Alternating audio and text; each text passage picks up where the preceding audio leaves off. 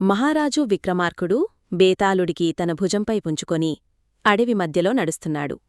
బేతాళుడు ఒక కథ చెప్పడం మొదలెట్టాడు. ఒకసారి ఒక రైతుకి 3 కోడలన్లు ఉన్నారు. ఇద్దరూ సాధారణమైనవారే. కాని మూడవ కోడలు చాలా తెలివంతురాలు.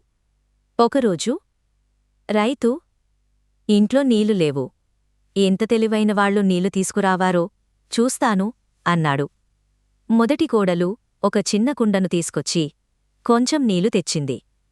రెండవ కోడలు ఒక పెద్ద పాత్రను తీసుకొచ్చి చాలాసార్లు వెళ్లాల్సి వచ్చింది. మూడవ కోడలు తలుచిన మంచి నవ్వుతో వచ్చింది. ఒక పెద్ద మంచు కొక్కను తెచ్చింది. రైతు ఆశ్చర్యపోయాడు. ఆమె తక్కువ ప్రయత్నంతో ఎక్కువ నీళ్లు తెచ్చింది. అదే నిజమైన బుద్ధిమంతతాము.